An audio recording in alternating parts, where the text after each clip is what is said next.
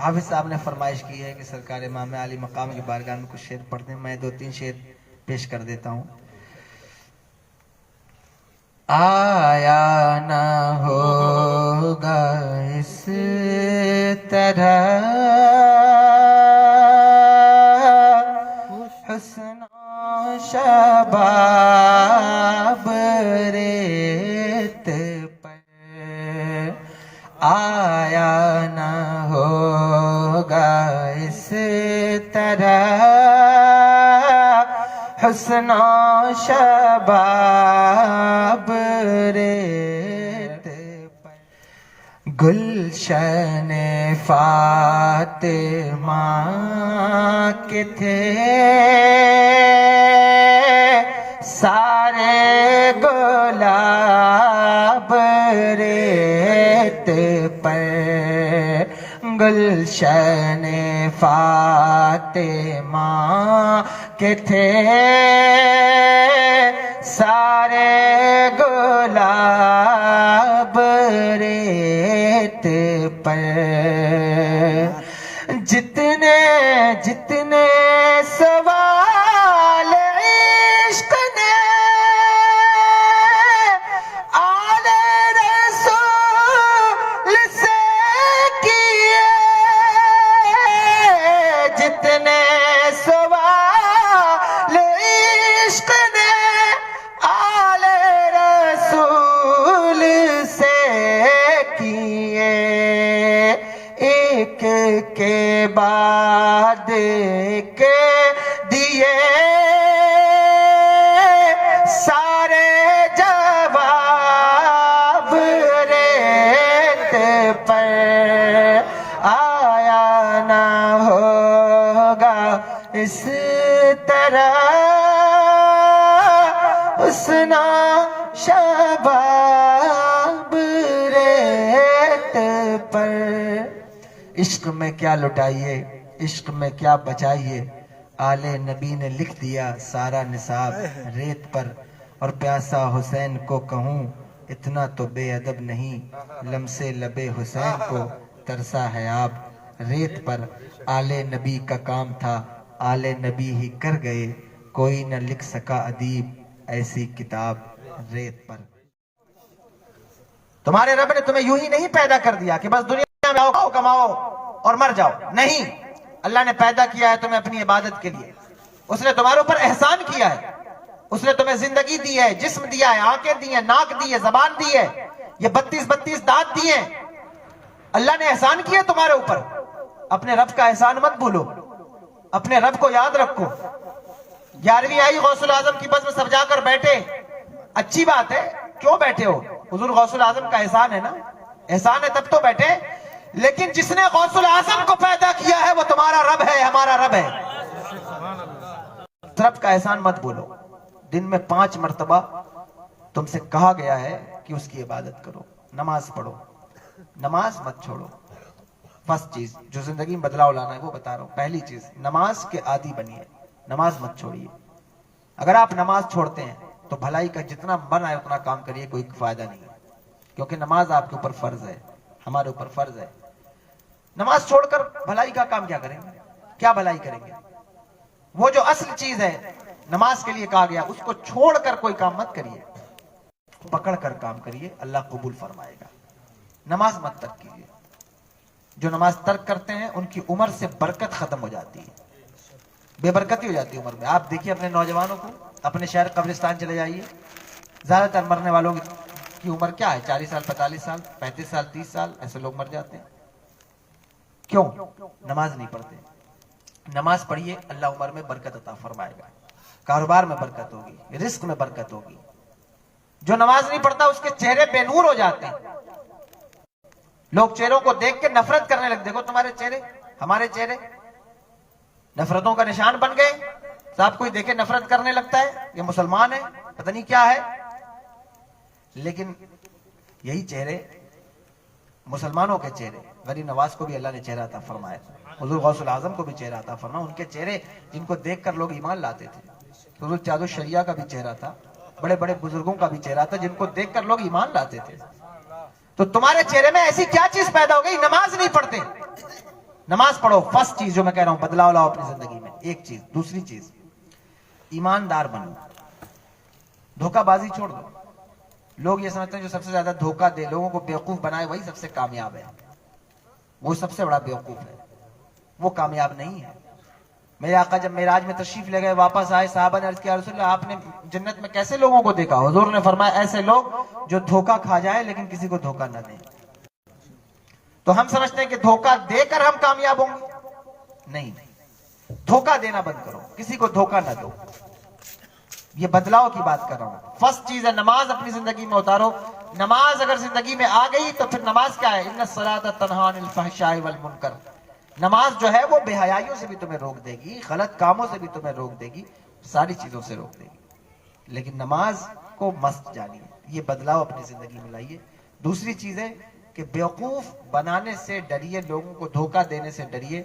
اور تجارت کرتے ہیں, بزنس کرتے ہیں, کاروبار کرتے ہیں تو اس کو ایمانداری کے ساتھ کیجیے. اگر ایمانداری کے ساتھ کریں گے اللہ اس میں برکت عطا فرمائے گا, اور وہ کام آپ کے لیے تبلیغ دین بن جائے گا. یعنی وہی آپ بزنس کریں گے لیکن اصل میں تبلیغ دین ہو رہی ہوگی اگر آپ اس کو ایمانداری کے ساتھ کرتے ہیں.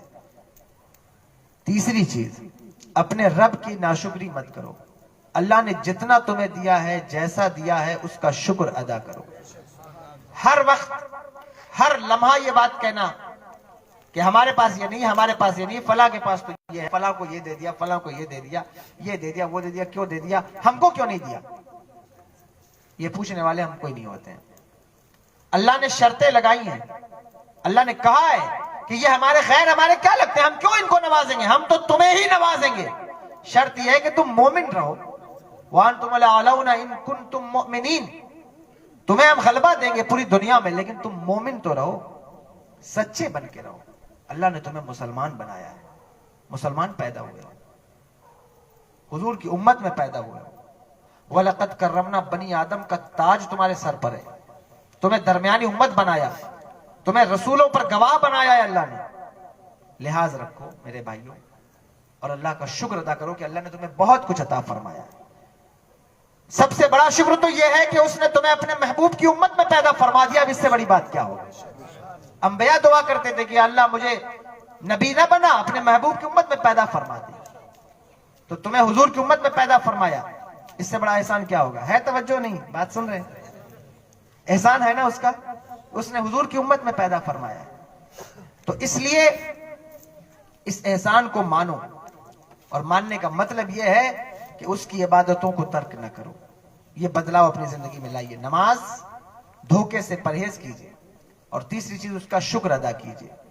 یہ مت کہیے کہ فلاں کیا ہو گیا, فلاں کیوں ہو گیا, یہ کیوں ہو گیا, یہ کیوں بن گیا, یہ کیوں ہو گیا, ایسا کیوں گیا, ویسا کیوں گیا. اللہ جو چاہتا ہے کرتا ہے. آپ اپنی فکر کیجیے, اپنی فکر کیجیے کہ آپ کو کیا کرنا ہے اس دنیا میں. نیکی کے کام کریے, عبادت کیجیے, اور جو ہے اپنی زندگی میں بدلاؤ اس طرح سے لانے کی کوشش کیجیے. چوتھی چیز نوٹ کیجیے گا, اپنے بچوں کو علم دین سکھائیے. توجہ ہے, علم دین سکھائیے, دین کا علم انہیں سکھائیے, اور آپ بھی دین کا علم سیکھیے, ماں بہنوں کو بھی دین کا علم سکھائیے. لوگوں کو بہت آسانی ہو جاتی ہے کہ صاحب ہم کو تو پتہ ہی نہیں ہے, ہم سے اللہ پوچھے گا ہم کہہ دیں گے کو پتہ نہیں تھا. یہ خود ایک سوال ہے. اللہ پہلے یہ پوچھے گا کہ تمہیں پتہ کیوں نہیں تھا. علم حاصل کرنا فرض قرار دیا گیا ہے. تو جب آپ سے پہلے یہ سوال ہوگا کہ آپ نے علم کیوں نہیں حاصل کیا, تو علم دین حاصل کیجئے, علم قرآن حاصل کیجئے, اپنے بچوں کو حافظ قرآن بنائیے, عالم دین بنائیے. اچھے مدرسوں کا سلیکشن کیجئے اور بچوں کو اس میں ڈال کے علم دین انہیں سکھائیے. علم دین کا حاصل کرنا بہت ضروری ہے. اپنی بچیوں کو, بہنوں کو, ان کو علم دین سکھائیے. بہت ضروری ہے کہ یہ دین کا علم حاصل کریں. یہ چوتھی چیز ہے, اس کو یاد رکھیے گا. اگر علم دین آپ کے اندر نہیں ہوگا, آج چھوٹے چھوٹے بچے ہوتے ہیں انہیں موبائل چلانا آ جاتا ہے, بولیے آتا ہے کہ نہیں آتا ہے؟ جو لوگ ضعیف ہو گئے ہیں, بوڑھے ہو گئے ہیں, انہیں نہیں آتا تو وہ بھی موبائل لے لیں تو ان کو بھی دھیرے دھیرے کر کے وہ بھی سیکھ جاتے ہیں, آ جاتا ہے. ان کو پتا ہے کہ یہ ضرورت کا ہے, اس لیے اس کا استعمال کرنا ضروری ہے, سیکھنا ضروری ہے, تو وہ سیکھ لیتے ہیں. جس انسان نے زندگی میں کبھی بیل گاڑی نہ چلائی ہو, اس کو بھی بیٹے کو جہیز میں موٹر سائیکل مل جاتی تو وہ بھی لے کے دوڑتا ہے, سیکھ جاتا ہے دھیرے دھیرے. کیسے سیکھ جاتا ہے؟ شوق ہے, ذوق ہے اور ضرورت ہے. اس کو لگتا ہے ضرورت ہے اس چیز کی, تو اس کو سیکھ لیتا ہے. لیکن اسی انسان سے میں پوچھتا ہوں کہ تم 60 سال کے ہو گئے تو تمہیں عید کی نماز کی نیت یاد نہیں ہے. وہ کہتا ہے کہ ہاں وہ تو نہیں یاد ہے. جنازے کا طریقہ نہیں یاد ہے, نہیں یاد ہے. تو سیکھتے کیوں نہیں؟ کیوں نہیں کوشش کرتے کہ ہم بھی ان چیزوں کو سیکھ لیں؟ کیوں نہیں کوشش کرتے؟ کیا غیر ضروری چیز ہے؟ کوئی ضرورت نہیں ان چیزوں کی. جب قبر میں اترو گے اس وقت تمہیں پتا چلے گا کہ کیا ضروری تھا اور کیا غیر ضروری تھا. اور یہ بات یاد رکھنا ہنمنا میں بسنے والوں, تم لمحہ لمحہ اپنی موت کے قریب ہو رہے ہو, اور ہم بھی لمحہ لمحہ اپنی موت کے قریب. جتنی مرضی آئے اتنی نافرمانی کر لو اپنے رب کی, لیکن موت کے قریب ہو رہے ہو. تم نے ہزاروں لوگوں کو قبر میں اترتے دیکھا ہوگا, نوجوانوں کو قبر میں اترتے دیکھا ہوگا. دل نہیں کانپتا؟ اللہ سے ڈر نہیں لگتا؟ اللہ کا خوف نہیں ہے کلیجے میں؟ تمہیں بھی اپنی قبر میں اترنا ہے. اس وقت تم کتنے مجبور ہوگے, کتنے بے بس ہوگے کہ کاش اس وقت میرے لیے جب مردہ قبر میں اترنے لگتا ہے, پتہ ہے اس کی سچویشن کیا ہوتی ہے؟ بتاؤں. جب قبر میں اتارتے ہیں بندے کو تو اس کی کیفیت یہ ہوتی ہے جیسے کوئی پانی میں ڈوب رہا ہوتا ہے نا, وہ کیفیت ہوتی ہے اس کی. تنکے کا بھی سہارا مل جائے, یعنی کوئی تھوڑی سی دعا میرے لیے کر دے. محتاج ہوتا ہے. کون دعا کرے گا؟ کس سے امید ہے تمہیں کہ کون تمہارے لیے دعا کرے گا؟ زندگی بھر تو تم نے لوگوں کو دھوکہ دیا ہے, جھوٹ بولا ہے, لوگوں کا دل دکھایا ہے. چلتے پھرتے ایک دوسرے سے سلام نہیں کرتے, کلام نہیں کرتے, اپنے ایگو کے لیے, اپنے تکبر کے لیے. وہ قبر میں اترتے وقت تمہارا سارا ایگو نچوڑ کے تمہاری قبر میں ڈال دیا جائے گا. تمہیں پتا چلے گا کہ یہ جو میں زندگی میں کرتا آیا ہوں اب اس کا خامیازہ مجھے یہاں کیا مل رہا ہے. اللہ سے ڈرو, ڈرو اپنے رب سے, اللہ سے, اللہ کا خوف رکھو اپنے کلیجے میں. تمہارا رب رحیم بھی ہے, رحمان بھی ہے, لیکن یاد رکھنا وہ جبار بھی ہے, قہار بھی ہے. جب وہ کسی کی گرفت کرتا ہے, پکڑتا ہے, کسی کی ڈور کھینچتا ہے تو اسے دنیا اور آخرت میں برباد کر کے رکھ دیتا ہے. تم نے نہیں دیکھا بڑے بڑے لوگ, بڑی بڑی قومیں برباد ہو گئیں. تمہاری اور ہماری حیثیت کیا ہے؟ دین کو ہلکا نہ سمجھو. برا تو نہیں مان رہا میری بات کا. دین کو ہلکا نہ سمجھو, اس کی اہمیت کو سمجھو. جب قبر میں اترنے لگو گے اس وقت پتا چلے گا, کاش میں نے دین اپنے بچوں کو ہی سکھا دیا ہوتا, کاش میں نے ان کو ہی قرآن پڑھا دیا ہوتا. تمہاری کنڈیشن تو یہ ہے کہ تمہارا باپ مر جائے تو تمہیں جنازے کا پڑھنا نہیں آتا. تم مرو گے تو تم کیا سوچتے ہو تمہارے بچے جنازہ پڑھیں گے؟ انہیں پڑھنا ہی نہیں آتا, وہ کیا پڑھیں گے؟ انہیں سکھاؤ, دین سکھاؤ. جو انسان اپنے بچے کو حافظ بناتا ہے, عالم بناتا ہے, جب وہ مرتا ہے تب اس کو پتا چلتا ہے کہ واہ میں نے کتنا بڑا کام کیا ہے, کتنا بڑا میں نے کام کیا ہے. پھر اس وقت پتا چلتا ہے. میں یہ نہیں کہتا کہ آپ ان کو انجینئر نہ بنائیے, کچھ اور نہ کرائیے. ہم تو خود اس بات کی رغبت دلاتے ہیں کہ اپنے بچوں کو ڈاکٹر بنائیے, انجینئر بنائیے, پڑھائیے, لکھائیے, لیکن اتنا دین تو انہیں سکھاؤ کہ انہیں اللہ کا خوف پیدا ہو جائے, حضور کی محبت پیدا ہو جائے.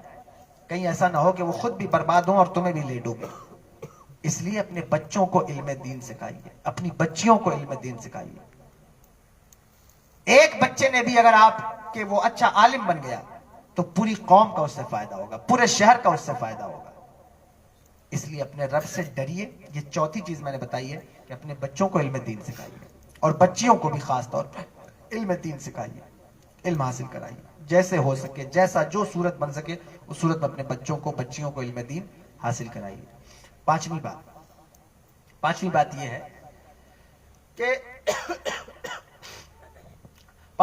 یہ ہے کہ دھیرے دھیرے گناہ کو چھوڑنے کی عادت ڈالیے. ایک ایک کر کے گناہ چھوڑو. جو تمہاری زندگی میں گناہ ہیں, بہت سارے گناہ ہیں, ہم سب کی زندگی میں ہیں. وہ تو آپ کو لگ رہا ہے کہ حضرت یہاں بیٹھے ہیں تو بڑے نیک ہوں گے, تو مجھے پتا ہے کہ میں کتنا گناہ گار ہوں. تو اسی طرح آپ کو بھی خود کے بارے میں پتا ہے کہ آپ کتنے گناہ گار ہیں.